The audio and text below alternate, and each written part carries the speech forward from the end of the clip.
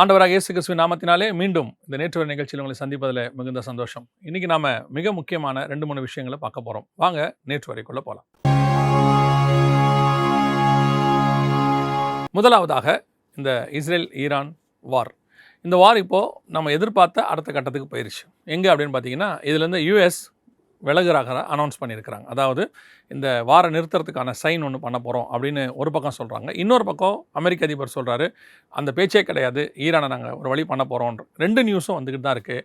ஆனால் இதுக்கு நடுவில் இஸ்ரேல் சொல்லியிருக்கிறது தான் ரொம்ப இம்பார்ட்டண்ட்டான ஒரு விஷயம். என்ன அப்படின்னு சொல்லி கேட்டிங்கன்னா, இஸ்ரேலிய பிரதமர் பென்ஜமின் நெத்தன்யாகு சொல்கிறாரு, இந்த ஈரான் வார் தொடர்ந்து நடக்கும், நாங்கள் நடத்துவோம். அதாவது இவங்க அதில் நடத்துகிறாங்களா இல்லையாங்கிற பேச்சு எங்களுக்கு இல்லை, நாங்கள் நடத்துவோம். இதுக்கு முன்னாடி நீங்கள் பார்த்தீங்கன்னா யூஎஸ் நடத்த போகிறேன்னு சொல்லிச்சு, இஸ்ரேல் நான் தலையிட போகிறதில்ல அப்படின்னு சொன்னாங்க. ஆனால் இப்போது இஸ்ரேல் நடத்த போகிறேன்னு சொல்கிறாங்க. இந்த வார் டைரக்ட் வாராக மாறுது, ஈரானுக்கும் இஸ்ரேலுக்கும் மாறுது. அமெரிக்கா எப்பவும் போல் உதவி செய்யும், அதெல்லாம் இப்போ அப்படி சொல்லுவாங்க, ஆனால் உதவிக்கு வந்துடுவாங்க. இந்த வாரோடைய அடுத்த கட்டம் தான் ரொம்ப இம்பார்ட்டன்ட். என்ன அப்படின்னு சொல்லி பார்த்தீங்கன்னு சொன்னால், நம்ம போன நேற்று வாரில் சொல்லியிருந்தோம், சவுதி அரேபியா, டர்க்கி, பாகிஸ்தான் 3 பேரும் சேர்ந்து ஒரு அரப் நெட்வொர்க் ஒன்று உருவாக்குறாங்க, மெக்கா நெட்வொர்க்னு சொல்லி நம்ம பார்த்தோம். இப்போ அந்த நெட்வொர்க் என்ன ஆகும்னு நமக்கு தெரியல. ஏன் அப்படின்னு கேட்டிங்கன்னா, இஸ்ரேலுக்கு எதிரான நிலைப்பாட்டை தான் துருக்கி எப்போவுமே எடுக்கும், சவுதி அமெரிக்காவுக்கு ஆதரவான நிலைப்பாட்டை எடுக்கும். இப்போ இது எந்த இடத்துல போய் முடியும் நம்ம பார்த்தோம் இல்லையா? இவங்க எல்லாருமே இஸ்ரேல் அப்படிங்கிறத ஒத்த இடத்துக்கு எதிராக மாற தொடங்கி இருக்கிறாங்க. இப்போது இதோடு கூட உலக நாடுகள் எல்லாமே தங்களுடையதான எதிர்ப்புகளை இஸ்ரேலுக்கு தெரிய ஆரம்பிச்சிருக்கிறாங்க.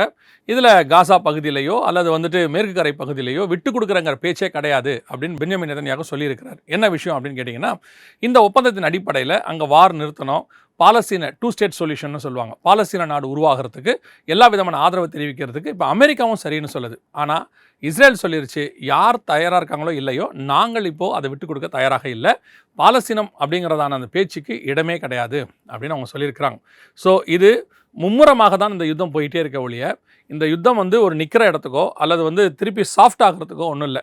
இது ஏன் இந்த யுத்தம் இப்படி போகுது, ஏன் அமெரிக்கா கொஞ்சம் பின்வாங்குதுங்கிறதுக்கான ஒரு காரணத்தை தான் நம்ம அடுத்த பகுதியாக பார்க்க போகிறோம். இப்போ அமெரிக்கா இதுலேருந்து விலகிறதுக்கு நிற்கிறதுக்கு என்ன ரீசன் அப்படின்னு கேட்டிங்கன்னா, அமெரிக்காவுடைய பொருளாதாரம் மிக மோசமான இடத்துக்கு போயிட்டே இருக்குது. அதை தாண்டி பார்த்தீங்கன்னு சொன்னால் சீனா உள்ளே வர தொடங்கிருக்கு. ஆனால் உலக பண மதிப்பாக அமெரிக்கா தான் இருக்குது, அதில் மாற்றுக்கிறதே கிடையாது. ஆனால் சீனாவுடைய ஆதிக்கம் அதிகமாக வர தொடங்கின உடனே அமெரிக்காவுடைய பொருளாதாரம் விழுந்துருச்சு. நடுவில் கூட அமெரிக்க அதிபர் சீனாவுக்குலாம் போயிட்டு தன்னுடைய தொழிலதிபர்லாம் கூட்டிகிட்டு போய் என்னென்னமோ பண்ணி பார்த்தாரு. ட்ரம்ப் பார்த்தீங்கன்னா பேசிக்கலி ஒரு பிஸ்னஸ்மேன். அவர் ஒவ்வொருத்தரும் ஒரு பின்புலம் இருக்கும் இல்லையா? ஜனாதிபதி ஆகிறதுக்கு முன்னாடி ஹிலாரி கிளின்டன் ஒரு வெளியுறவுத்துறை அமைச்சராக இருந்தவங்க ஒபாமா கவர்மெண்ட்டில், ஒருத்தர் வக்கீலாக இருந்தவங்க, இப்படிலாம் இருந்தாங்க இல்லையா? அதே மாதிரி ட்ரம்ப் பிஸ்னஸ்மேன். ஸோ அவர் பொருளாதாரத்தை தான் ரொம்ப கான்சன்ட்ரேட் பண்ணுவார். ஸோ சைனாவுக்கு போய் இதை எப்படியாவது காப்பாற்றிக்கலான்னு பார்த்தாரு, முடியல. இப்போ மீண்டும் சைனாவுடைய ஆதிக்கம் தொடங்கிருச்சு. எல்லாரும் என்ன சொல்கிறாங்கன்னா, இந்த வாரம் ஏன் அவர் நிறுத்துறாருன்னா அமெரிக்காவுடைய பொருளாதாரத்தை காப்பாற்றுறதுக்காக. நம்ம ஏற்கனவே பல தடவை சொல்லியிருக்கோம், அமெரிக்கா பொருளாதாரம் விழுந்ததே, இனி அதை தூக்கி நிறுத்தவே முடியாது. அதற்கு மாற்றாக இன்னொரு பொருளாதாரம் எழும்பும். 2ஆம் உலக யுத்தத்துக்கு பிறகு அமெரிக்கா எழும்புச்சு. அதுக்கு முன்னாடி பல பொருளாதாரங்கள் இருந்துச்சு, ஆங்கிலேய சாம்ராஜ்யத்தில் இருந்துச்சு, அதுக்கு முன்னாடி பைசாண்டியர்கள், இப்படி நிறைய இருந்தது. ஆனால் அமெரிக்கா எழும்பியது ஒரு 80-90 வருஷமாக அவங்க தான் இருக்கிறாங்க. இப்போ இதுக்கு மாற்றாக கண்டிப்பாக சீனா கிடையாது, பிரிக்ஸ் கிடையாது, எதுவுமே கிடையாது. யூரோப்பியன் யூனியனுடைய யூரோ தான் எழும்பும். வருகிற நாட்களில் அதையும் பார்ப்போம், அதனுடைய அப்டேட்ஸையும் உங்களுக்கு நாங்கள் கொண்டு வருகிறோம். இப்போ நாம் அடுத்த ஒரு மிக சோகமான விஷயம், ஜெபிக்க வேண்டிய விஷயம், அதை பற்றி நம்ம பார்க்க போகிறோம்.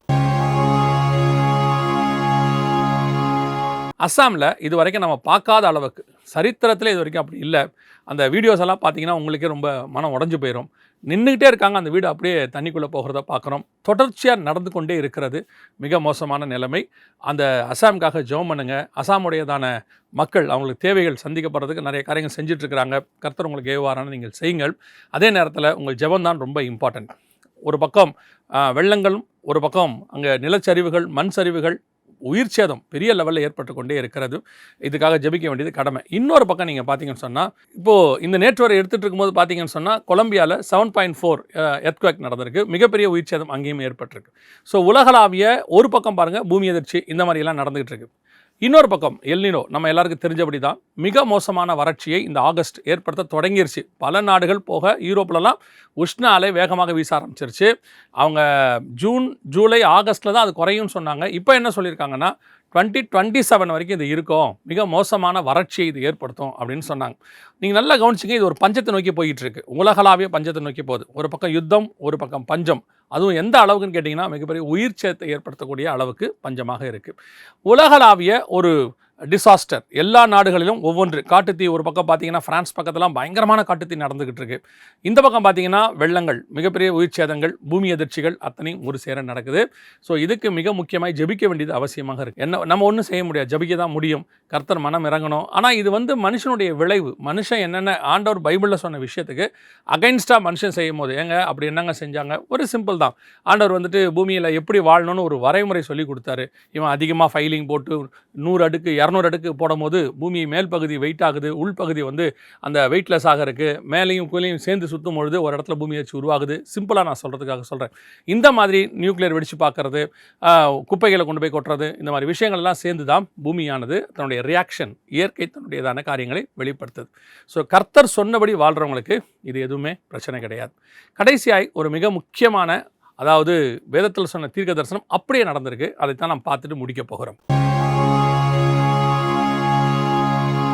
இது என்ன அப்படின்னு கேட்டிங்கன்னா, சிங்கப்பூரில் நண்பர் ஒருத்தர் ஒரு நியூஸ் அனுப்பிச்சி விட்டார். என்னென்னா, சிங்கப்பூரில் எல்லா பூனைகளுக்கும் கண்டிப்பாக பயோசிப் போட சொல்லி அனௌன்ஸ் பண்ணியிருக்கிறாங்க. அதாவது அதாவது மிருகத்தினுடையதான டீட்டெயில்ஸ் எல்லாமே அதில் இருக்கணும். பேர்லேருந்து அதுக்கு ஒரு நம்பர் கொடுப்பாங்க. அது ஒரு ரேடியோ ஃப்ரீக்வன்சி இருக்கும். அது ட்ராக்கிங் சிஸ்டமாக இருக்கும். அதோட கூட அந்த ஓனர் பேர், லைசன்ஸ் எல்லாமே அதில் போட்டு மஸ்டாக மாற்றியிருக்கிறாங்க. இது ஏற்கனவே பல நாடுகளில் ஒரு ஆப்ஷனாக இருந்தது. இப்போ மஸ்டாக மாறிடுச்சு. அடுத்த லெவல் இப்போது இந்தியாவில் ஒரு செய்தி ஒருத்தர் நமக்கு பேசி இருந்தாங்க.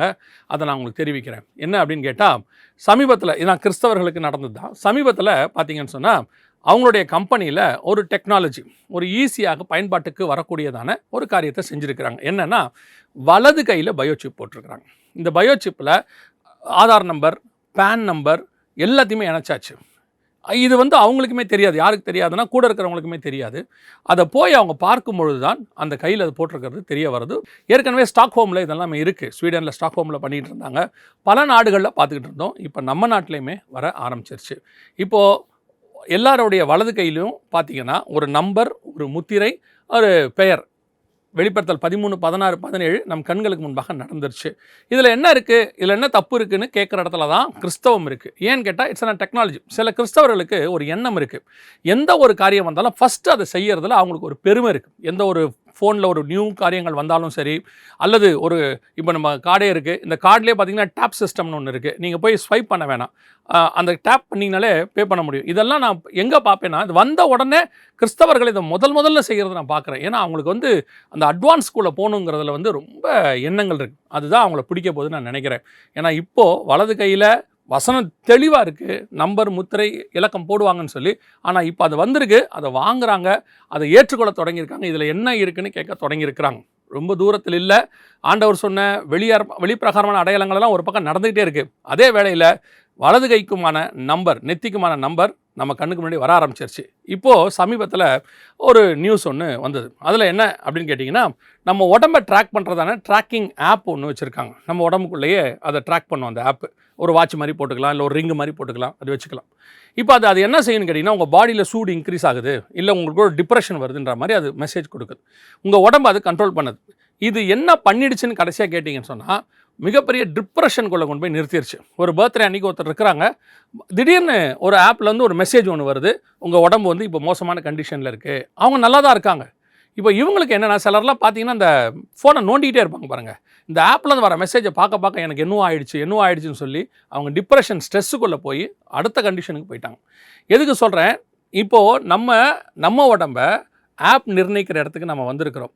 இது இப்போது நிறைய இடத்துல வேண்டான்னு ஜனங்க வெறுக்கிறாங்க. என்ன காரணம் அப்படின்னு கேட்டிங்கன்னா, ஒரு பக்கம் என்ன காரணம்னு கேட்டிங்கன்னா, அந்த ஆப்பை நம்பி அவங்க லைஃப் போகிறதுனால அதிக டிப்ரெஷன், ஸ்ட்ரெஸ்க்குள்ளே போகிறாங்க. எப்போவுமே ஒரு கண்டுபிடிப்பு எதுக்காக கண்டுபிடிக்கப்படும்னா, நம்மளை ரிலாக்ஸ் ஆகிறதுக்காக கண்டுபிடிக்கப்படும். ஆனால் இப்போ கண்டுபிடிக்கிற அநேக கண்டுபிடிப்புகள் நம்மளை டிப்ரெஷனுக்குள்ளேயும் ஸ்ட்ரெஸ்க்குள்ளேயும் கொண்டு போகுது. அதோடைய கடைசி தான் இந்த வலது கையில் பயோசிப் போடுவது. இப்போ ஆரம்பிச்சிருக்கிறாங்க. கர்த்தர் சொன்ன தீர்க்க தரிசனங்கள் எல்லாம் துல்லியமாக நடக்க ஆரம்பிச்சிருக்கு. இனி காலம் கண்டிப்பாக செல்லாது. ஆண்டவர் வெகு சீக்கிரத்தில் வரப்போகிறார். கடைசியாய் அசாமுக்காக ஜெபிக்க மறக்காதீங்க. கர்த்தருக்கு சித்தமானால், வருகை தாமதிக்குமானால் மீண்டும் உங்களை சந்திக்கிறோம். God bless you.